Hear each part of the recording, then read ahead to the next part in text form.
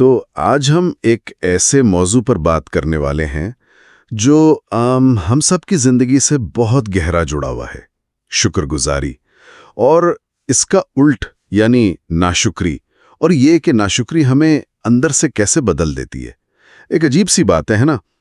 ہم ایک ایسے دور میں رہ رہے ہیں جہاں سہولیتیں، چیزیں اور تفریح کے مواقع شاید تاریخ میں سب سے زیادہ ہیں، لیکن اس کے باوجود ایک بے چینی ہے، ایک حسد ہے، ایک نامعلوم سی تشنج بھی شاید پہلے سے کہیں زیادہ ہے۔ ایسا کیوں ہے؟ ہمارے پاس ایک مختصر لیکن بہت گہری تحریر ہے جو قرآن کی ایک آیت کے گرد گھومتی ہے، اور شاید اسی میں اس سوال کا جواب چھپا ہے۔ آج ہم اسی تحریر کی مدد سے یہ سمجھنے کی کوشش کریں گے کہ شکر اور ناشکری یہ صرف مذہبی تصورات نہیں ہیں، بلکہ ہماری نفسیات پر، ہماری زندگی کے تجربے پر گہرا اثر ڈالنے والی حقیقتیں ہیں۔ آپ نے بہت اہم نکتے سے بات شروع کی ہے۔ یہ واقعی ایک پیراڈاکس ہے کہ جتنی نعمتیں بڑھ رہی ہیں اتنا ہی اطمینان شاید کم ہوتا جا رہا ہے، اور یہ تحریر اسی نفسیاتی اور روحانی بیماری کی جڑ تک پہنچتی ہے۔ ہماری آج کی گفتگو کا محور سورۃ البقرہ کی آیت 276 کا ایک حصہ ہے، واللہ لا یحب کل کفار اثیم، یعنی اللہ تعالیٰ کسی بھی ایسے شخص کو پسند نہیں کرتا جو ہیبیچولی ناشکرا اور گناہ میں ڈوبا ہوا ہو۔ پہلی نظر میں یہ آیت بہت سخت لگتی ہے نا؟ لیکن جب ہم اس کی گہرائی میں اترتے ہیں تو اس میں غصے سے زیادہ حکمت اور رہنمائی نظر آتی ہے۔ چلیں پھر اس کی گہرائی میں اترتے ہیں۔ آیت میں 2 الفاظ استعمال ہوئے ہیں جو بہت بھاری ہیں، کفار اور اثیم۔ تحریر میں ان پر خاص زور دیا گیا ہے۔ یہ صرف ناشکرا اور گناہ گار کا سادہ ترجمہ تو نہیں ہے نا؟ ان میں کچھ اور بھی چھپا ہے۔ یہی ہے کہ اس میں الفاظ کے وزن اور ساخت سے معنی میں شدت پیدا ہوتی ہے۔ دیکھیں، کافر کا مطلب ہے انکار کرنے والا، لیکن کفار یہ مبالغے کا صیغہ ہے، یعنی وہ شخص جس کی عادت، جس کی فطرت ہی ناشکری بن چکی ہو، جو ایک بار نہیں بار بار مسلسل نعمتوں کو نظر انداز کرتا ہے یا ان کا انکار کرتا ہے۔ اس لفظ کی اصل جڑ رے کا ایک مطلب چھپانا بھی ہے۔ تو کفار وہ ہے جو جان بوجھ کر نعمتوں پر پردہ ڈالتا ہے، انہیں چھپاتا ہے، ایسے ظاہر کرتا ہے جیسے وہ ہے ہی نہیں۔ واہ، یہ تو پوری تصویر ہی بدل دیتا ہے۔ تو یہ بھولنے کی بات نہیں، یہ ایک ایکٹیو چوائس ہے، نعمت کو دیکھ کر بھی انجان بننا۔ جیسے کسی نے آپ کو تحفہ دیا ہو اور آپ اس پر کمبل ڈال دیں تاکہ وہ نظر ہی نہ آئے۔ یہ تو بہت گہری بات ہے۔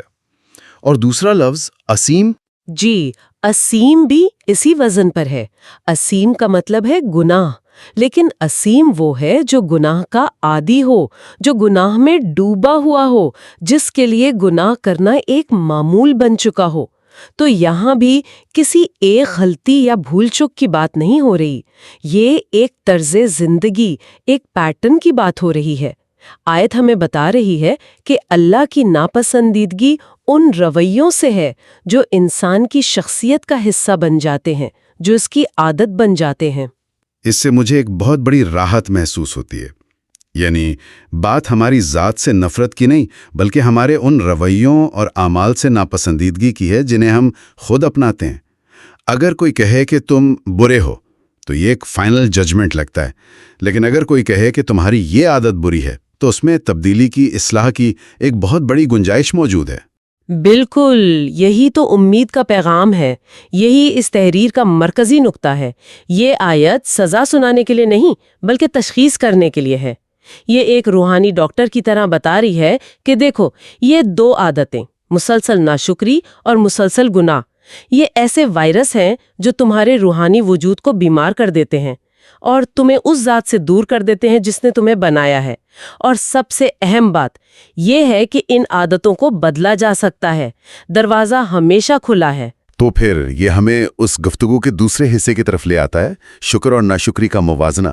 تحریر ہمیں یاد دلاتی ہے کہ زندگی، سانس، صحت، رزق، محبت، یہ سب وہ نعمتیں ہیں جو ہمیں مفت میں ملی ہیں، لیکن مسئلہ یہ ہے کہ جو چیز مسلسل ملتی رہے ہم اس سے اپنا حق سمجھنے لگتے ہیں۔ یہ کچھ ویسا ہی ہے وہ جو نفسیات میں کہتے ہیں نا، ہیڈونک ٹریڈ مل۔ ہمیں ایک نئی چیز ملتی ہے، ہم خوش ہوتے ہیں، پھر اس کے عادی ہو جاتے ہیں، اور پھر خوشی کے لیے ہمیں اس سے بھی بڑی کوئی چیز چاہیے۔ ہم ایک نہ ختم ہونے والی دوڑ میں لگ جاتے ہیں۔ آپ نے بالکل صحیح نفسیاتی اصطلاح استعمال کی، ہیڈونک ٹریڈمل، ناشکری کی جدید تشریح ہے، اور شکر گزاری اس ٹریڈمل سے جان بوجھ کر نیچے اترنے کا نام ہے۔ یہ کہنے کا نام ہے کہ نہیں، میں آگے بھاگنے سے پہلے ایک لمحے کے لیے رک کر یہ دیکھنا چاہتی ہوں کہ میرے پاس ابھی کیا ہے۔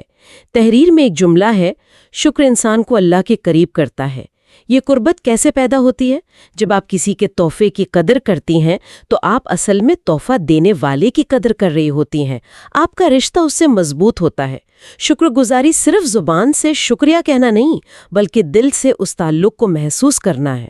اور اس کا الٹ جو تحریر میں کہا گیا ہے وہ کافی خوفناک ہے۔ ناشکری دل کو سخت کر دیتی ہے، انسان کو گمراہی کی طرف لے جاتی ہے۔ یہ دل کا سخت ہونا کیا ہے؟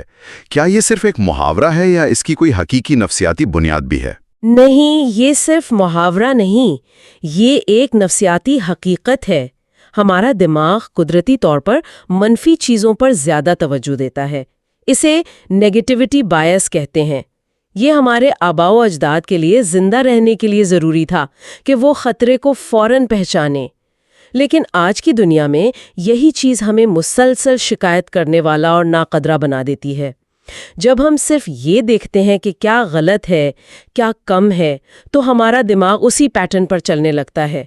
ہمارا دل یعنی ہمارا جذباتی مرکز مثبت احساسات کے لیے بند ہو جاتا ہے۔ یہی دل کی سختی ہے۔ آپ دنیا کی سب سے خوبصورت جگہ پر کھڑی ہوں، لیکن اگر آپ کا دھیان صرف جوتے میں چبھنے والے کنکر پر ہے تو آپ اس خوبصورتی کو محسوس ہی نہیں کر سکتے۔ بالکل۔ یعنی ناشکری ہمیں حقیقت سے اندھا کر دیتی ہے۔ ہم اپنے ہی بنائے ہوئے ایک منفی بلبلے میں قید ہو جاتے ہیں۔ یہ بات تو بہت گہری ہے، اور یہیں سے گمراہی کا راستہ بھی کھلتا ہوگا، کیونکہ جب انسان نعمت دینے والے کو ہی بھلا دیتا ہے تو پھر وہ اپنی خواہشات کا غلام بن جاتا ہے۔ وہ یہ سمجھنے لگتا ہے کہ جو کچھ ہے وہ بس میں ہوں، میری محنت ہے یا میری قسمت ہے۔ خدا اس تصویر سے ہی غائب ہو جاتا ہے۔ بالکل، اور جب خدا تصویر سے غائب ہوتا ہے تو انسان کا مرکز بدل جاتا ہے۔ وہ خود اپنی کائنات کا مرکز بن جاتا ہے۔ یہی تو خود غرضی اور تکبر کی بنیاد ہے۔ شکر گزاری اس کے بالکل برعکس ہے۔ شکر گزاری عاجزی سکھاتی ہے۔ یہ ہمیں یاد دلاتی ہے کہ ہم ایک بڑے نظام کا حصہ ہیں اور ہمیں مسلسل نوازا جا رہا ہے۔ ایک شکر گزار دل ہمیشہ کشادہ اور مطمئن رہتا ہے، چاہے اس کے پاس تھوڑا ہی کیوں نہ ہو، جبکہ ایک ناشکرا دل وہ دنیا کے خزانوں کے باوجود ہمیشہ غریب اور خالی رہتا ہے۔ تو اس سب کا ہماری روزمرہ کی زندگی کے لیے کیا مطلب ہے؟ ہم اس علم کو عملی طور پر کیسے اپنا سکتے ہیں؟ تحریر ہمیں ایک بہت سادہ سی مشق کی طرف دعوت دیتی ہے۔ بس ایک لمحے کے لیے رک کر سوچیں کہ وہ کون سی نعمتیں ہیں جنہیں ہم بنا سوچے سمجھے استعمال کر رہے ہیں۔ یہ ایک بہت طاقتور مشق ہو سکتی ہے۔ میں ابھی بیٹھا سوچ رہا تھا، میری نظر ٹھیک ہے، میں بغیر اینک کے پڑھ سکتا ہوں، میرے ہاتھ کام کر رہے ہیں، میں بول سکتا ہوں۔ یہ وہ چیزیں ہیں جن پر میں نے شاید مہینوں سے دھیان نہیں دیا۔ اور تحریر اس کا حل بھی اتنا ہی سادہ بتاتی ہے جتنا یہ مسئلہ گہرا ہے۔ وہ کہتی ہے شاید صرف ایک الحمدللہ ہی ہمارا حال بدل دے۔ یہ الحمدللہ صرف ایک مذہبی کلمہ نہیں ہے، یہ ایک کوگنیٹو ٹول ہے، ذہن کو ریسیٹ کرنے کا ایک بٹن ہے۔ جدید کوگنیٹو بیہیویئرل تھیراپی میں گریٹیٹیوڈ جرنلنگ کروائی جاتی ہے، جہاں لوگوں کو روزانہ ایسی چیزیں لکھنے کو کہا جاتا ہے جن کے لیے وہ شکر گزار ہے۔ مقصد کیا ہوتا ہے؟ دماغ کو منفی سوچ کے پیٹرن سے نکال کر مثبت سوچ کے راستے پر ڈالنا۔ الحمدللہ کہنا وہی کام 1 سیکنڈ میں کرتا ہے۔ یہ تو کمال کی بات ہے۔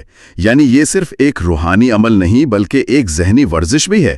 آپ جان بوجھ کر اپنے دماغ کو ایک مختلف زاویے سے سوچنے پر مجبور کر رہے ہیں۔ آپ اپنے نیورل پاتھ ویز کو اثر نو ترتیب دے رہے ہیں۔ یہ ایک طرح سے مائنڈفلنس کی طرح ہے، حال کے لمحے میں موجود ہونا اور جو کچھ آپ کے پاس ہے اس کی قدر کرنا، بجائے اس کے کہ جو نہیں ہے اس پر کرتے رہیں۔ یقیناً، اور جب یہ عادت بن جاتی ہے تو اس کا اثر صرف ہماری سوچ پر نہیں، ہمارے اعمال پر بھی پڑتا ہے۔ تحریر کے آخر میں یہی نتیجہ نکالا گیا ہے کہ اللہ ان لوگوں کو پسند کرتا ہے جو پاک، صاف اور شکر گزار ہوتے ہیں۔ یہاں دیکھیں، باطنی کیفیت یعنی صاف دل کو ظاہری عمل یعنی شکر گزاری سے جوڑا گیا ہے۔ یہ دونوں ایک دوسرے کو تقویت دیتے ہیں۔ جب آپ شکر کرتی ہیں تو آپ کا دل حسد، لالچ اور شکایت کی غلاظت سے پاک ہوتا ہے۔ اور جب دل پاک ہوتا ہے تو شکر گزاری خود بخود زبان اور عمل سے ظاہر ہوتی ہے۔ یہ ایک مثبت چکر ہے۔ تو اگر ہم اس ساری گفتگو کو سمیٹیں تو سب سے بڑی بات جو مجھے سمجھ آئی ہے وہ یہ ہے کہ یہ آیت اور یہ تحریر یہ ڈرانے کے لیے نہیں بلکہ راستہ دکھانے کے لیے ہے۔ یہ سزا کا اعلان نہیں بلکہ ایک محبت بھری دعوت ہے۔ بالکل، یہ ایک دعوت ہے کہ اپنی زندگی کی اینک بدلو، اپنی توجہ ان چیزوں سے ہٹاؤ جو تمہارے پاس نہیں ہے اور ان پر مرکوز کرو جو تمہارے پاس ہیں۔ اور اس کا آغاز بہت سادہ ہے، رک کر، سوچ کر اور دل سے شکر ادا کر کے۔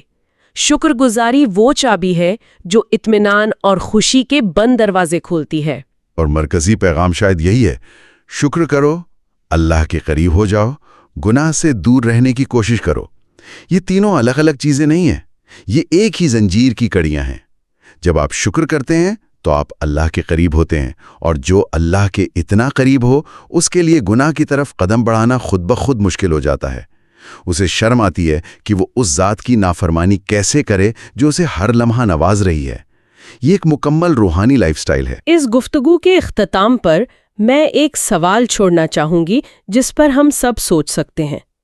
تحریر اور آیت دونوں نے ناشکری یعنی کفار کو گناہ یعنی اسیم کے ساتھ جوڑا ہے۔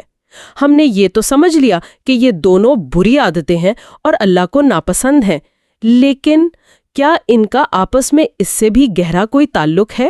کیا ایسا ہو سکتا ہے کہ ناشکری ہی گناہ کا دروازہ ہو؟ یہ بہت گہرا سوال ہے۔ مطلب کیا ہر گناہ کی جڑ میں کہیں نہ کہیں ناشکری چھپی ہوتی ہے؟ جیسے حسد ایک گناہ ہے اور یہ اس بات پر ناشکری ہے جو ہمارے پاس ہے اور اس چیز پر نظر رکھنا جو دوسرے کے پاس ہے۔ لالچ ایک گناہ ہے اور یہ اس پر ناشکری ہے جو ہمیں دیا گیا ہے اور مزید کی ہوس ہے۔ یہ تو ایک بالکل نیا زاویہ ہے۔ یہی نکتہ ہے۔ کیا مسلسل شکر گزاری ہی وہ سب سے مؤثر روحانی ڈھال ہو سکتی ہے جو کسی کے پاس ہو؟ جب انسان کا دل اور دماغ ہر لمحہ اللہ کی نعمتوں کو پہچاننے اور ان کا شکر ادا کرنے میں مصروف ہو تو کیا وہاں گناہ کے خیال کے لیے جگہ باقی رہتی ہے؟ شاید شکر گزاری صرف ایک اچھا عمل نہیں بلکہ ایک قلعہ ہے، ایک ایسی روشنی ہے جو گناہ کے اندھیرے کو پنپنے ہی نہیں دیتی۔ یہ وہ سوال ہے جس پر غور کرنا شاید ہماری زندگیوں کو بدل سکتا ہے۔ آمین۔ تو اسی دعا پر ہم آج کی گفتگو ختم کرتے ہیں۔ آخر میں ہم اسی دعا پر بات ختم کرتے ہیں جو تحریر میں دی گئی ہے۔ اللہ ہم سب کو شکر ادا کرنے کی توفیق دے۔ آمین۔